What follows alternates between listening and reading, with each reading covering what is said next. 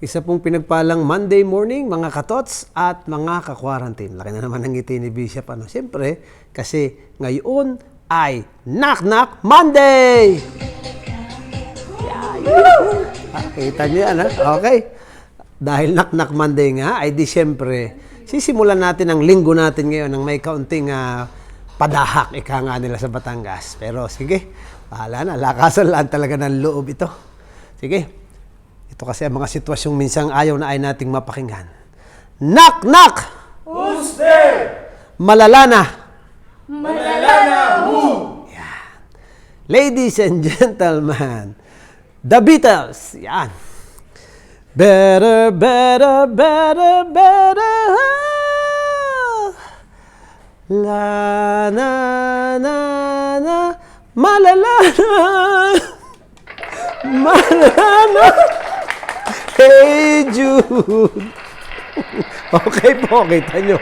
Yan po ay... may tagatawa pa ako. Yan po ay contribution ni Father Peter Recalde. Okay, thank you Father Peter sa magandang ideya mo nung isang araw. So yan o, malala na. Ayaw na ay natin mapakinggan. Pero siyempre, balik pa rin tayo sa ating mas higit na mahalagang gampanin. At yun ay ang magnilay. At ang ating pong tanong para ngayon sa Lunes na araw ng Lunes na ito ay, anong klase ang galit natin o anong galit na meron tayo? O anong galit natin kung gusto ninyo? Bakit galit? Tingnan nyo mamaya, papakita ko sa inyo. Baka sabihin nyo, parang hindi yun ang gospel. Ang gospel po kasi natin, hinango na kay San Lucas, Kabanata 4, mga talata 16 hanggang 30. Sa totoo lang, ang pagninilay kalimitan natin ginagamit dyan ay patungkol doon sa mga taong hindi kayang tanggapin si Lord. Yung kanyang mga kababayan. Pero ngayon, sa pagkakataon ito, babaguhin ko ng kaunti. Hindi mababaguhin, kundi dadalhin ko kayo sa isa pang pwedeng pagninilay na meron dyan. Yung huling bahagi. At babasahin ko po sa inyo mula sa talata 28. Tingnan, pakinggan nyo mabuti ito ha, kung bakit yun na naging tanong ko. Nagalit ang lahat ng nasa sinagoga nang marinig ito.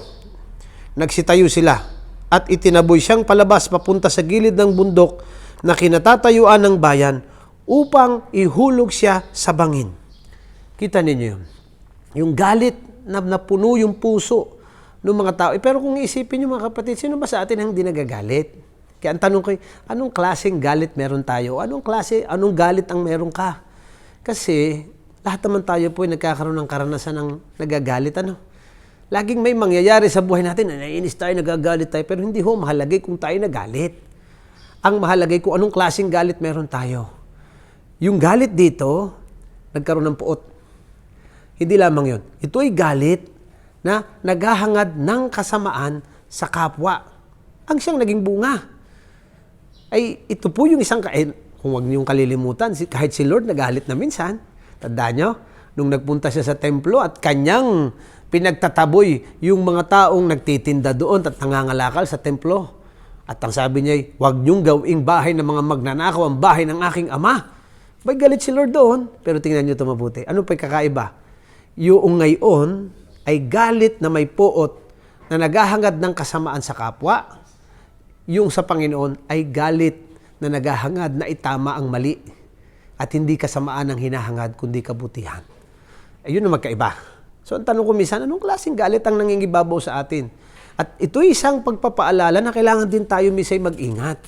Mag-ingat na huwag hayaan na ang galit natin ay mapapunta sa puot. O yung pagkainis natin minsan sa isang tao ay magbunga ng ikasasama nito. Kung magagalit man tayo, sana po yung magagalit tayo para sa ikabubuti ng iba.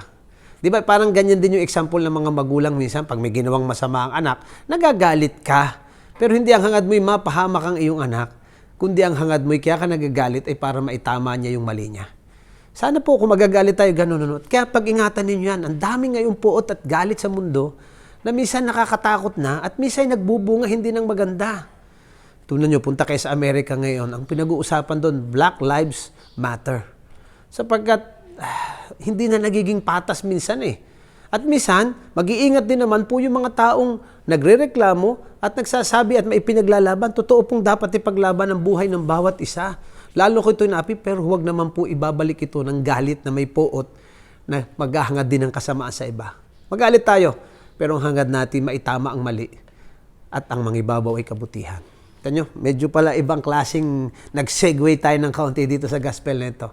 Pero sa totoo lang, may connection pa rin siya sa kabuuan na ang isang dahilan para ang galit natin ay maging yung galit na may puot at nagdudulot ng masama at naghahangad ng masama sa kapwa. Ang isang napakalaking dahilan ay kapag nagsasara sa Panginoon. Kapag hindi hinahayaan ang Espiritu ng Diyos ang siyang mangibabaw sa buhay natin. Okay po, kaya napakahalal talaga ni Lord at saka ng panalangin. Okay? Sige na nga po. Balik na po tayo sa ating mga pagbati. Babati natin siyempre ang isa nating miyembro ng apostolado ng panalangin, si Sister Pasita Malapad. Gayon na rin pagbati natin ng happy birthday din kina Nora de Mayuga, Rose Pipit, kay Mona Fabi, na nasa US. Hi Mona, happy birthday. Kumusta man nala ako sa iyong habi-dabi dyan. At gayon na rin pagbati natin kina Imelda Ilagan, kay Norman Roses na kaibigan natin, kay Sister Marisa Valencia ng mga Canossian Sisters, kapatid natin yan dyan. Ha?